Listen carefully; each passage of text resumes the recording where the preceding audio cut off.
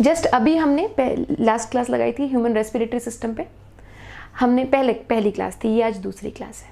हमने क्या बात किया था, हमारी बॉडी के जितने भी सेल हैं उन्हें दो चीज़ चाहिए, ग्लूकोज और ऑक्सीजन।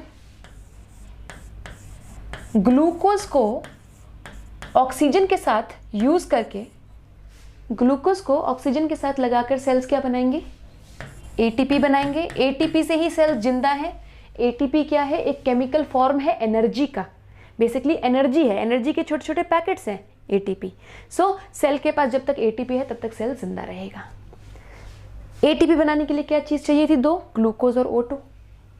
ग्लूकोज कहाँ से आता है, ब्लड से।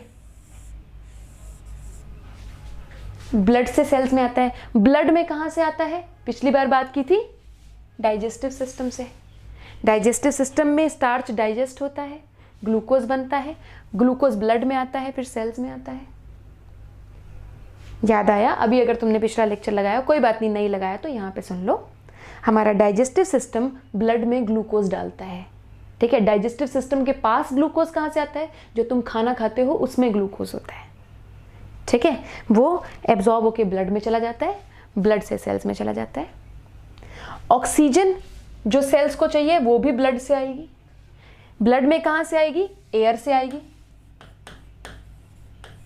एयर में ऑक्सीजन है 21%। एयर की ऑक्सीजन मतलब एयर पूरी की पूरी एंटर करेगी रेस्पिरेटरी सिस्टम में, लंग्स में जाएगी, लंग्स में O2 पहुंच जाएगी, लंग्स से ब्लड में चली जाएगी, ठीक है। यहां पे मैंने कहा था एक वेस्ट गैस प्रोड्यूस होती है, कौन सी,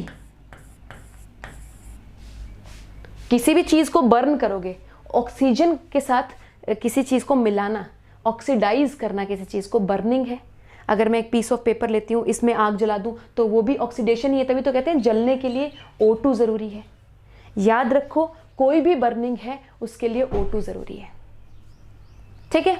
बर्निंग का एंड रिजल्ट CO2 तो निकलता ही है हमेशा, तो बॉडी में भी CO2 बनती है, तो ये CO2 ब्लड में जाती है, फिर ये CO2 लंग्स में जाती है, फिर लंग्स से CO2 सांस के थ्रू बाहर निकलती है।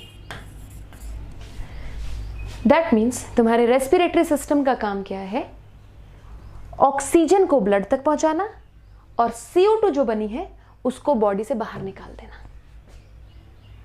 इतनी बात हमारी पिछले लेक्चर में हो गई थी। फिर हमने रेस्पिरेटरी, ये हो गया ना बेटा, जिन्होंने पिछला लेक्चर नहीं लगाया तो कोई बात नहीं, स्क्रीनशॉट लो बेटा इसका जल्दी से। डन। फिर हमने रेस्पिरेटरी सिस्टम के स्ट्रक्चर्स की बात की थी, याद है? चलो अभी लेवल करेंगे यहां से, तुम लोग मेरे साथ रिवाइज करोगे, ठीक है। पहले वाले छेद को क्या कहते हैं, नाक वाले छेद को एक्सटर्नल नेयर्स या फिर नॉस्ट्रल।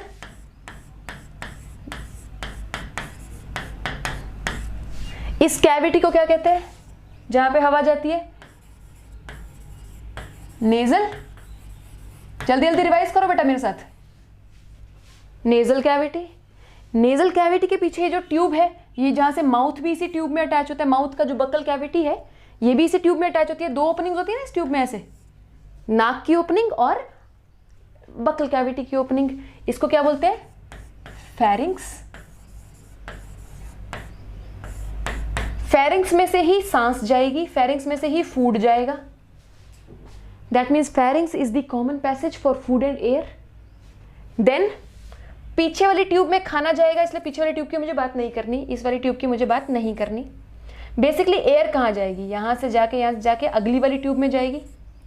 अगली वाली ट्यूब में एक ओपनिंग है, सॉरी एक डब्बा है, पहले ओपनिंग तो ये रही, ये ओपनिंग है। एक नीचे बॉक्स है, इसको वॉइस बॉक्स कहते हैं। वॉइस बॉक्स का दूसरा नाम मैंने क्या बताया था बच्चों, अभी बता, तुम्हें पता है, जल्दी बोलो। लैरिंक्स। लैरिंक्स के नीचे एक ट्यूब है, ट्यूब का नाम क्या है, ट्रैकिया। बात हुई थी ना, विंड पाइप भी बोलते हैं इसको। विंड पाइप नीचे इस कैविटी में घुस जाती है, बॉडी अंदर से खाली है, तुम्हें ये बात पता है, ड्रम की तरह खाली है। और उस कैविटी को क्या बोलते हैं, बॉडी कैविटी को क्या बोलते हैं, सीलोम बोलते हैं। सीलोम में लिक्विड भरा हुआ है, पानी भरा हुआ है ना। उस पानी के बीच में ऑर्गन्स तैर रहे हैं, आराम से झूल रहे हैं, ठीक है।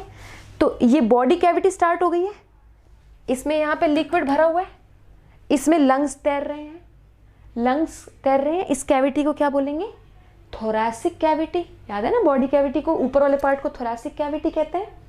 ये थोरैसिक कैविटी यहाँ पे खत्म हो जाती है, एक मसल का बैंड आता है यहाँ पे ऐसे। ये कैविटी नीचे भी है, लेकिन यहाँ पे समझ रहे हो ना,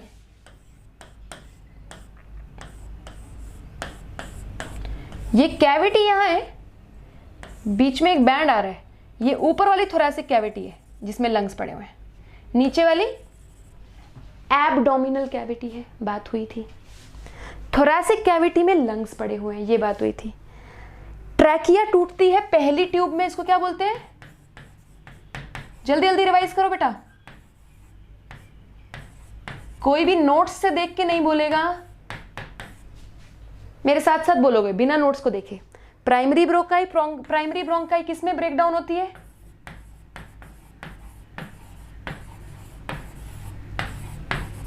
सेकेंडरी ब्रोंकाई। सेकेंडरी ब्रोंकाई किस में ब्रेक डाउन होती है?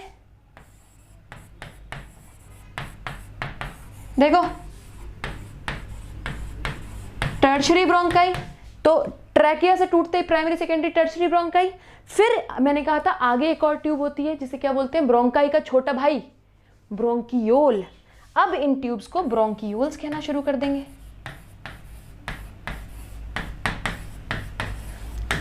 अब इसके नीचे वाली सारी ट्यूब को ब्रोंकियोल्स कहेंगे। प्राइमरी, सेकेंडरी, टर्शरी ब्रोंकाई के बाद सारी ट्यूब्स ब्रोंकियोल्स हैं। पहले वाली ब्रोंकियोल्स को क्या कहेंगे? Initial bronchioles. इनिशियल का मतलब शुरुआत में। आखिरी वाली ब्रोंकियोल्स को क्या कहेंगे? Terminal bronchioles. टर्मिनल ब्रोंकियोल्स मतलब एंडेड में जो टर्मिनल है, ठीक है। टर्मिनल ब्रोंकियोल्स के ऊपर अल्टीमेटली ये गुब्बारे जैसे स्ट्रक्चर लगे होंगे जिनको क्या कहेंगे? एल्वियोलाई।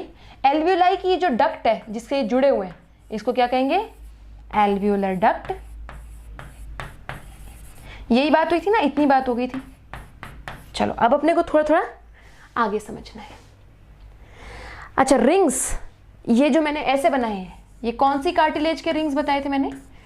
ट्रैकिया एक ट्यूब है, जैसे मान लो ये ट्रैकिया है। अब देखो इसके ऊपर ऐसे रिंग्स बने हुए हैं, रिंग्स बने हुए हैं। वैसे ही रिंग्स ट्रैकिया के ऊपर बने होते हैं। ये रिंग्स किसके हैं? पिछली क्लास में बताया था, हायालीन कार्टिलेज के रिंग्स हैं। हायालीन कार्टिलेज। कार्टिलेज एक टिश्यू होता है बोन की तरह, टेंशन लेने की जरूरत नहीं है, क्या है वो अगले लेक्चर्स में पढ़ाऊंगी। हायालीन कार्टिलेज के रिंग्स हैं, ऐसे जा रहे हैं, रिंग्स जाई जा रहे हैं। प्राइमरी ब्रोंकस में भी हैं, सेकेंडरी ब्रोंकस में भी हैं, टर्शरी ब्रोंकस में भी हैं, देन इनिशियल ब्रोंक्यूल्स में भी है। ब्रोंकियोल्स तक ये रिंग्स जाएंगे। पर्पस क्या था इनका? जो पैसेज है, हवा का जो पैसेज है, एयर का जो पैसेज है, उसको ओपन अप रखना, खुला रखना, ताकि एयर इजीली निकल सके और इजीली जा सके, ठीक है। अल्टीमेटली एयर यहां से घुस घुसा के एल्वियोलाई में पहुंच जाती है। एल्वियोलाई में एयर पहुंचती है। अब मैं इस एल्वियोलाई को यहां पे बड़ा बना रही हूं। क्या होता है एल्वियोलाई से?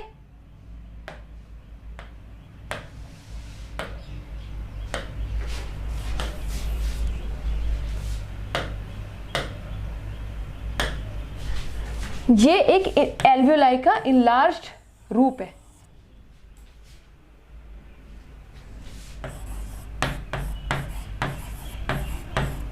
एल्वियोलस बोल दूं, सिंगुलर है। एल्वियोलाई प्लूरल है। इसके आसपास ब्लड वेसल्स चिपकी होती हैं। ये एक बल्ब की तरह होता है। मान लो ये एल्वियोलस है, इसके ऊपर ब्लड वेसल्स ऐसे चिपकी होती हैं, क्योंकि ब्लड वेसल्स को इससे क्या छीनना है? ऑक्सीजन छीननी है। तो यहां पे ऐसे ब्लड वेसल्स लगी होती हैं। इस ब्लड वेसल को क्या कहूंगी मैं? जो ऑक्सीजन को गेन करेगी। कोई भी चीज का अगर एक्सचेंज होना है, ब्लड वेसल्स 3 प्रकार की हैं, आर्टरी, वेन और कैपिलरी। आर्टरी और वेन से कभी एक्सचेंज नहीं होता चीजों का। किससे एक्सचेंज होता है? कैपिलरी से एक्सचेंज होता है, क्योंकि कैपिलरी सबसे पतली होती है, इजीली चीजें उसकी वॉल को तोड़ के आगे निकल जाती है। बाहर तोड़ के तो नहीं, छेद होते हैं वॉल में, तो इजीली निकल जाती है। तो ये एक ब्लड कैपिलरी है। एल्वियोलाई के पास क्या है? ऑक्सीजन। ब्लड के पास ऑक्सीजन की कमी है, तो ऑक्सीजन ब्लड के पास चला जाएगा। सो बेसिकली इस पूरे रेस्पिरेटरी सिस्टम का फंक्शन क्या है? ऑक्सीजन को यहां से लेके लेके लेके लेके लेके लेके लेके एल्वियोलाई तक पहुंचाना, और फिर यहां पे एल्वियोलाई के अराउंड ब्लड वेसल है, तो ऑक्सीजन को ब्लड में ट्रांसपोर्ट कर देना। ठीक है, ये ड्रामा सारा इसलिए है। अब ये सिंपल ऐसे क्यों नहीं था कि भाई सीधा आए, अंदर कुछ होता ही नहीं, सीधा लंग्स में हवा भर जाती बैलून की तरह, कोई ब्रोंकाई नहीं, कोई कुछ नहीं। ऐसा इसलिए बेटा, मैंने तुम्हें ये पहले किसी लेक्चर में बताया हुआ है, इतिहास गवाह रहा है, जब भी आप कोई चीज़, मान लो आप कोई, ये लंग है मान लो सीधा इसमें ऑक्सीजन भर जाती और यहाँ से एक्सचेंज होता गैसेस का, यहाँ पे ऑक्सीजन ब्लड में जा रही है, तो लंग का जो सरफेस एरिया है वो इतना ज़्यादा नहीं है कि अच्छी तरीके से ऑक्सीजन का ट्रांसफ़र हो सके।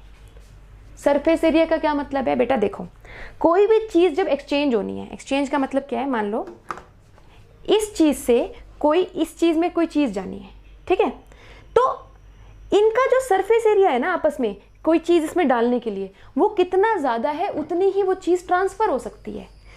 ए से बी में अगर आपको कोई चीज़ ट्रांसफ़र करनी है तो सरफेस एरिया जितना ज़्यादा होगा उतनी ज़्यादा वो चीज़ ट्रांसफ़र होगी। ये बात याद रखो, बायोलॉजी का रूल है बेटा ये, ठीक है। आपको कोई भी चीज़ एक्सचेंज करनी है किसी भी चीज़ से, किसी चीज़ में कोई चीज़ डालनी है या उससे कोई चीज़ लेनी है, आपका सरफेस एरिया जितना ज़्यादा होगा उतना ज़्यादा अच्छा होगा, क्योंकि आप उतनी ही चीज़ एक्सचेंज कर पाओगे। तो अगर लंग में सीधा हवा भर जाती तो लंग का सरफेस एरिया इतना नहीं था कि पूरी बॉडी को जितनी ऑक्सीजन चाहिए उतनी एकदम से जा पाती ब्लड में।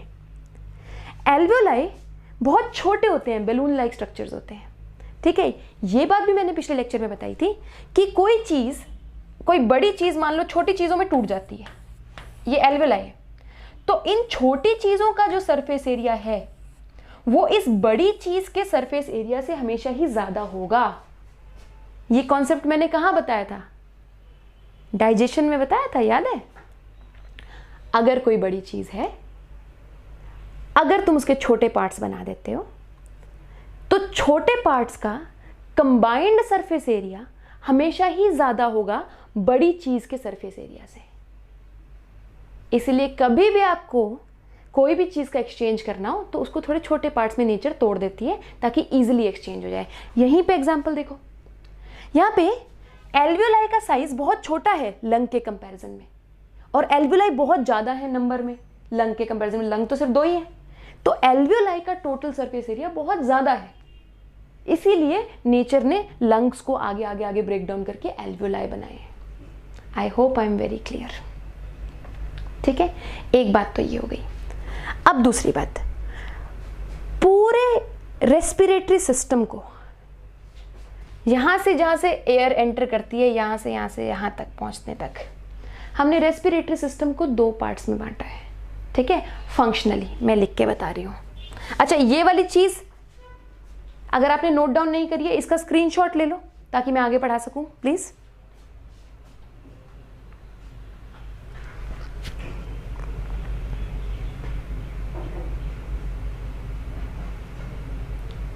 डन बेटा, हो गया है। चलो अब मैं ये वाला रब कर रही हूँ।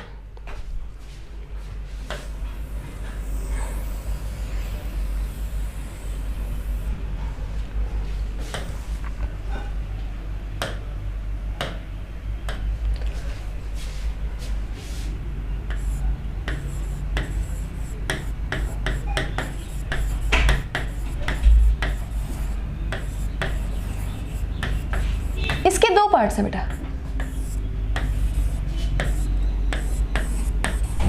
Conducting part and exchange part.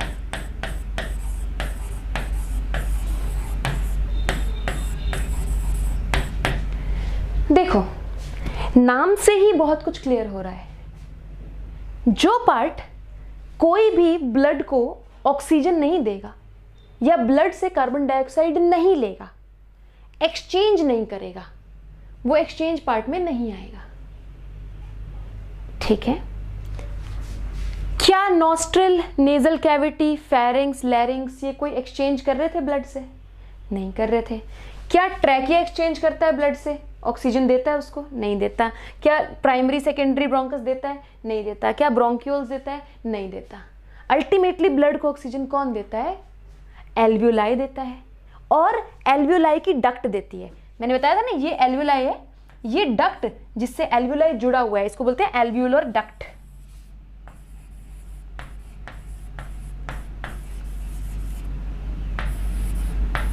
I hope मैं क्लियर हूं। ये एल्वियोलर लिखा है बेटा, नहीं समझ में आ रहा तो दोबारा लिखती हूँ, रुको।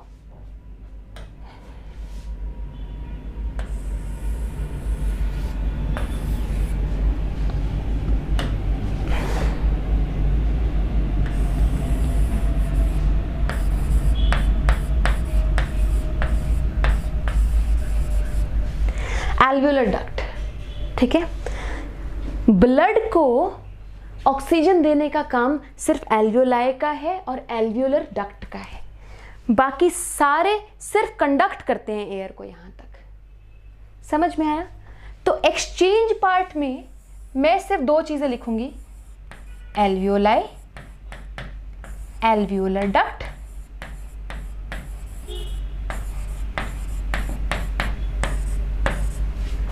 कंडक्टिंग पार्ट में जो सिर्फ बाहर एटमॉस्फेयर से मेरी बॉडी में कंडक्ट कर रहा है, सिर्फ मेरी बॉडी में लेके जा रहा है, वो पार्ट कंडक्टिंग पार्ट हो गया।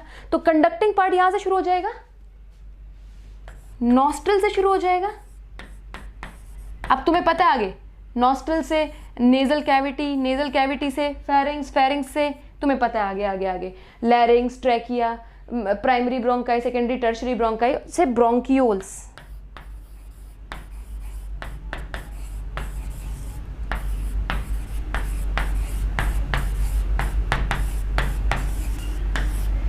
टर्मिनल ब्रोंक्यूल्स तक सारा का सारा कंडक्टिंग पार्ट है। कुछ नहीं है, बहुत इजी बात बताई है मैंने बेटा अभी, कोई बात नहीं, अगर नहीं समझ में आई तो सुनो। जितना मेरा रेस्पिरेटरी पैसेज है नाक से लेकर एल्वियोलाई तक, नाक से एयर घुसती है एल्वियोलाई तक जाती है, एल्वियोलाई के बाद तो फिर ब्लड में ही चली जाती है ऑक्सीजन, है ना। तो यहाँ से लेके यहाँ तक एल्वियोलाई तक जो ब्लड को ऑक्सीजन देने का काम है, एक्सचेंज करने का काम है, एक्सचेंज मतलब देना या लेना कोई चीज़, ठीक है। तो ब्लड को ऑक्सीजन जो देने का काम है वो एल्वियोलाई करता है या एल्वियोलाई की डक्ट करती है, इसीलिए वो एक्सचेंज पार्ट में आता है। बाकी नाक से लेके अंदर यहाँ फेरिंग्स, फिर लैरिंग्स, फिर ट्रैकिया, फिर देन ब्रोंकाई, ब्रोंक्यूल्स, ये से ट्रांसपोर्ट करने का काम कर रही है ना, तो उसको ट्रांसपोर्टिंग पार्ट या कंडक्टिंग पार्ट कहते हैं। क्लियर है? इजी बात है। एक बात तो हमें ये समझनी है, समझ ली।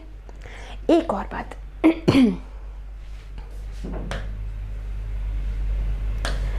थोरैसिक कैविटी बेटा, थोरैसिक कैविटी वो कैविटी जिसमें लंग्स पड़े हुए हैं। मैंने कहा यहाँ पे फ्लूइड होता है, ये बात बिल्कुल सही है। अब तुम एक इमेजिन करो, ये एक ड्रम है, ड्रम के अंदर लंग्स पड़े हैं। ये ड्रम इंटरनल साइड से एक वेलवेट से लाइंड है, किसी भी वेलवेट से या किसी भी चीज से ऐसे लाइंड है, ऐसे लाइंड है, ग्रीन वाला जो बता रही हूं। थोड़ा और बड़ा कर लेते हैं इसे,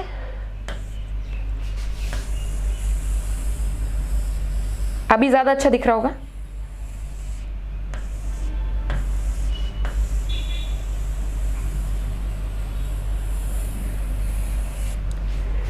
ऐसे लाइंड है, लेकिन ये लाइनिंग लंग्स के ऊपर नहीं लगी हुई है, लंग्स के ऊपर एक और लाइनिंग लगी हुई है।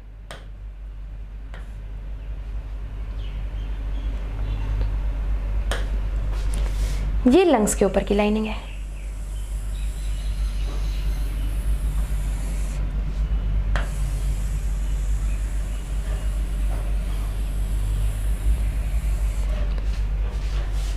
Am I clear in the diagram?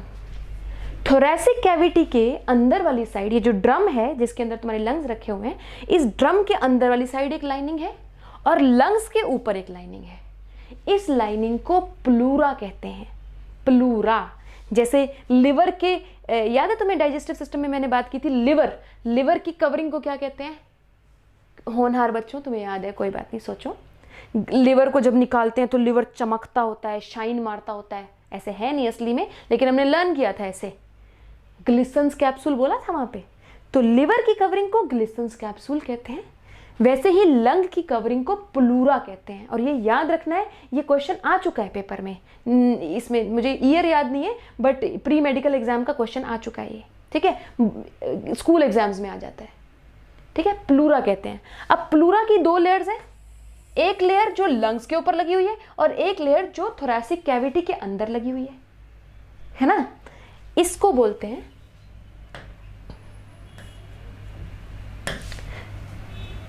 देखो सभी इंटरनल ऑर्गन्स को हम एक कॉमन नाम से बुला सकते हैं, हम उन्हें बोलते हैं विससीरल ऑर्गन। विससीरल ऑर्गन का मतलब है जो इंटरनल ऑर्गन है, बॉडी के अंदर वाला ऑर्गन है, ठीक है। लंग्स भी विससीरल ऑर्गन है, स्टमक भी विससीरल ऑर्गन है, इंटेस्टाइन भी विससीरल ऑर्गन है, किडनी भी विससीरल ऑर्गन है, ठीक है। तो विससीरल ऑर्गन के ऊपर जो प्लूरा लगी हुई है, ये वाली प्लूरा जो विससीरल ऑर्गन के ऊपर लगी हुई है, लंग के ऊपर लगी हुई है, इसको विससीरल पेरिटोनियम कहते हैं, सॉरी विससीरल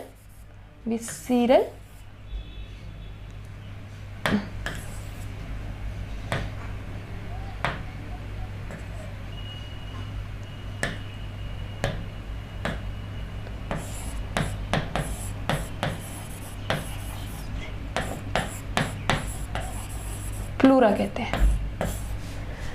विससीरल ऑर्गन के ऊपर लगी हुई कवरिंग को विससीरल प्लूरा कहते हैं। थोरैसिक कैविटी के अंदर लगी हुई प्लूरा को पैराइटल प्लूरा कहते हैं।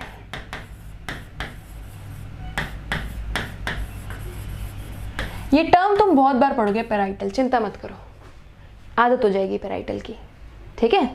क्या बात करी है मैंने, एक कैविटी है, ठीक है, इस कैविटी को बोलते हैं थोरैसिक कैविटी, इसके अंदर लंग्स पड़े हुए हैं, उस कैविटी की जो अंदर वाली लाइनिंग है, मतलब इस ड्रम के अंदर वाली लाइनिंग को कहेंगे हम पैराइटल प्लूरा। लंग्स के ऊपर वाली लाइनिंग को बोलेंगे, लंग्स के ऊपर भी वो वेलवेट लगा हुआ है, वेलवेट पेपर लगा हुआ है, उसको बोलेंगे हम visceral pleura. So pleura is double membrane. Pleura की 2 मेम्ब्रेन है, एक मेम्ब्रेन ये मेम्ब्रेन है, एक मेम्ब्रेन ये मेम्ब्रेन है, और इन दोनों के मेम्ब्रेन्स के बीच में पानी भरा होता है। पानी तो एग्जैक्टली नहीं, लिक्विड भरा होता है, ठीक है। यहां पे बीच में, यहां पे फ्लूइड भरा हुआ है। ये फ्लूइड लंग्स को सभी तरीके से कवर कर रहा है, सभी साइड से कवर कर रहा है ऐसे। उस डायग्राम में नहीं समझ में आ रहा तो यहां पे देखो, ये जो स्पेस बचा है बीच में विससीरल और पैराइटल प्लूरा के बीच में, बेटा यहां पे ये लिक्विड से भरा हुआ है,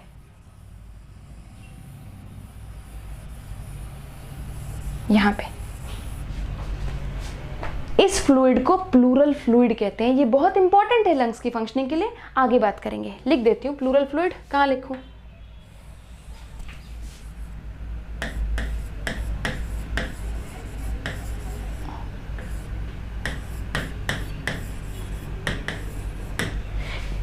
लंग्स का डायग्राम मैं तुम्हें दोबारा से बना के बता दूंगी, इसका एक बार फोटो खींच लो, ठीक है, फिर लंग्स के बारे में दोबारा से बात करते हैं।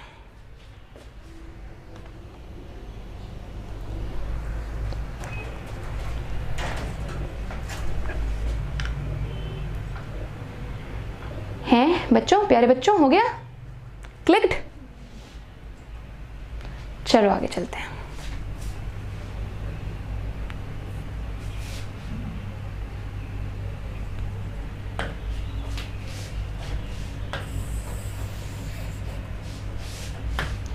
अभी मैंने क्या बोला है, एक कैविटी है जिसको थोरैसिक कैविटी कहते हैं। थोरैसिक कैविटी नीचे से कैसे बंद है, एक मसल है जिसको डायफ्राम कहते हैं। अब ये एक ड्रम है जो अंदर से खाली है, ठीक है। इसमें क्या पड़े हुए हैं, लंग्स पड़े हुए हैं, लंग्स ऑफ कोर्स यहां से, ठीक है। नाउ यहां पे अंदर की साइड एक कवरिंग है ऐसे,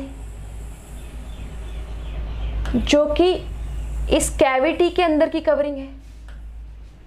कैविटी को अंदर से लाइन किया हुआ है, इसका नाम मैंने क्या बताया अभी, जल्दी बोलो, अभी अभी बताया।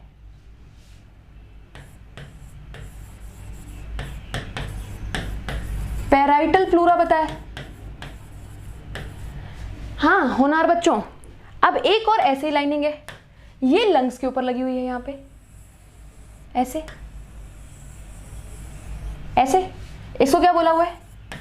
विसीरल ऑर्गन पर लगी है तो विसीरल प्लूरा। पैराइटल और विसीरल के बीच में फ्लूइड है, यहां पे ये फ्लूइड भरा हुआ है।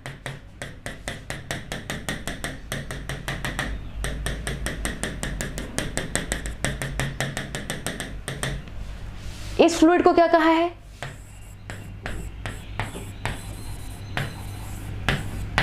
Pleural fluid. आई होप अब मैं क्लियर हूं, ठीक है। ये बात याद रखनी है, लंग्स की डबल मेम्ब्रेन कवरिंग है जिसे प्लूरा कहते हैं और इसके बीच में प्लूरल फ्लूइड भरा होता है। ये अब इसका screenshot low, it's an important diagram.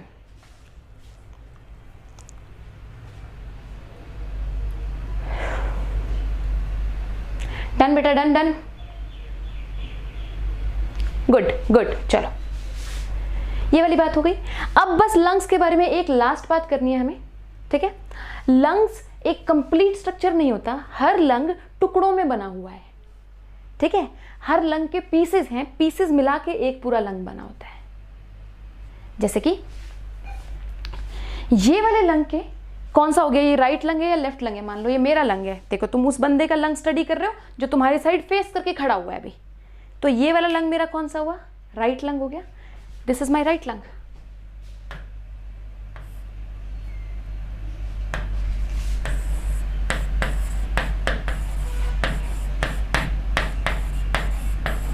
This is my left lung,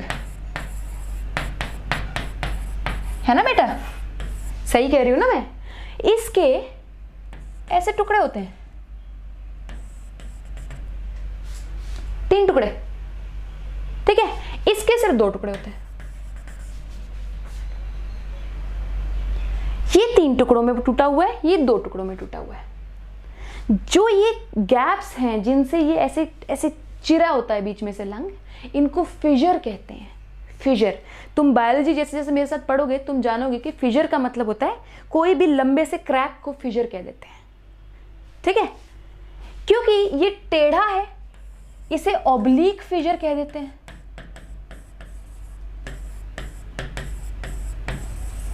और ये हॉरिजॉन्टल है इसे हॉरिजॉन्टल फिजर कह देते हैं।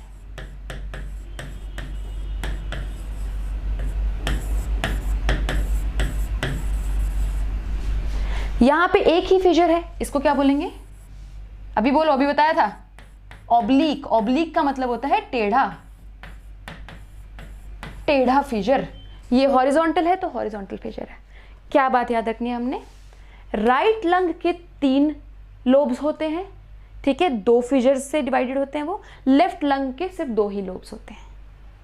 इसमें 2 फिजर्स होते हैं, ऑब्लिक फिजर और हॉरिजॉन्टल फिजर। इसमें सिर्फ एक फिजर होता है, ऑब्लिक फिजर। टुकड़े हैं लंग्स के और कुछ नहीं है, ठीक है। आई थिंक ऑलमोस्ट तुम्हारा सारा पार्ट हो गया है। एक आधी बात और कर लेते हैं। ये ह्यूमन बॉडी है, तुम समझ में आ रहा है ना? ये ह्यूमन बॉडी है ऐसे, ये बंदे की एब्डोमिनल कैविटी है, ये इसका बेली बटन है, ये बंदे का पेट वाला पोर्शन है ना? अब देखो ये ऊपर ट्रैकिया जा रही है, ये कैविटी कौन सी कही है मैंने अभी? थोरासिक कैविटी कही है। थोरासिक कैविटी के सेंटर में यहां पे हार्ट पड़ा होता है। अभी मैं तुम्हें पोजीशन इसलिए बता रही हूं क्योंकि आगे हमारे बहुत काम आएगी बायोलॉजी में। इस सेंटर में हार्ट पड़ा होता है, ठीक है। और हार्ट का एक साइड जो है वो लेफ्ट लंग के बहुत पास गया होता है ऐसे,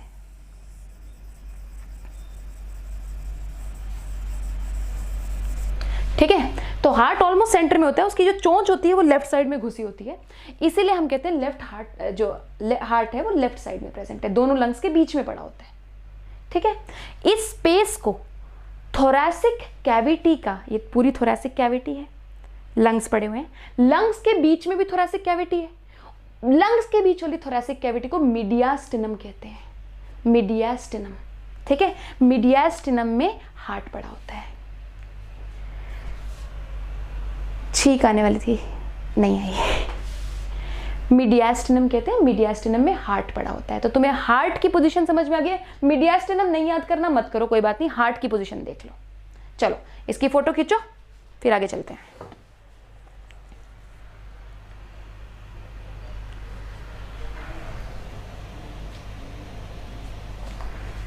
डन।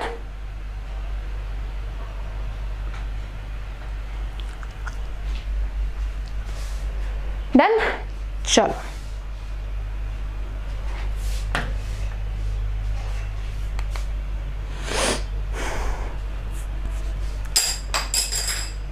एक मिनट बेटा।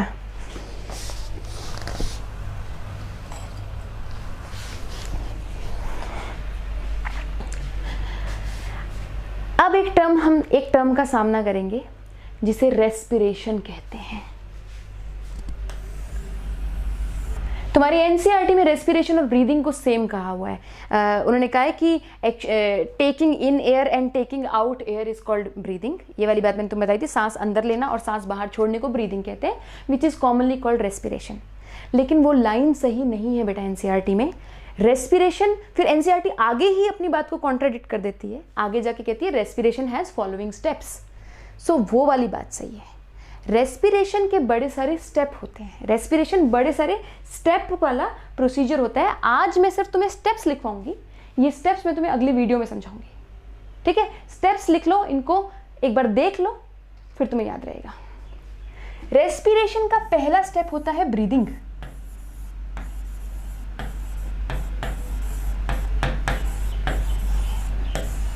ब्रीदिंग का मतलब सांस अंदर लेना और सांस बाहर छोड़ना। ये लो, मतलब कि बेसिकली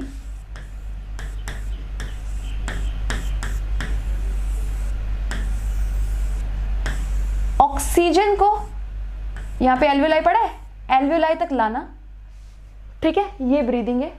देन ब्लड में ऑक्सीजन डालना, ये ब्रीदिंग नहीं है। ब्लड से CO2 लेना, ये भी ब्रीदिंग नहीं है।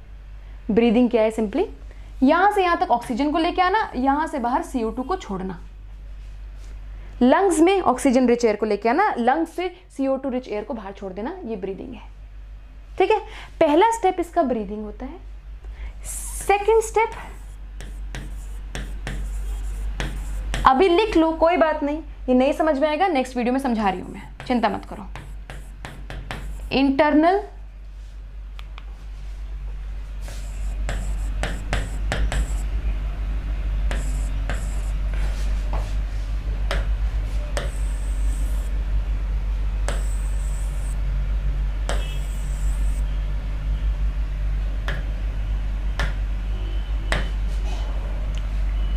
Respiration,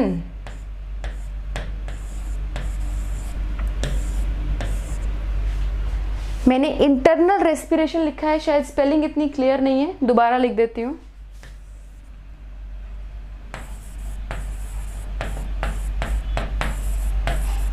internal respiration.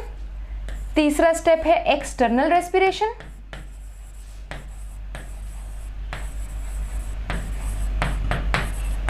और चौथा स्टेप है सेलुलर रेस्पिरेशन।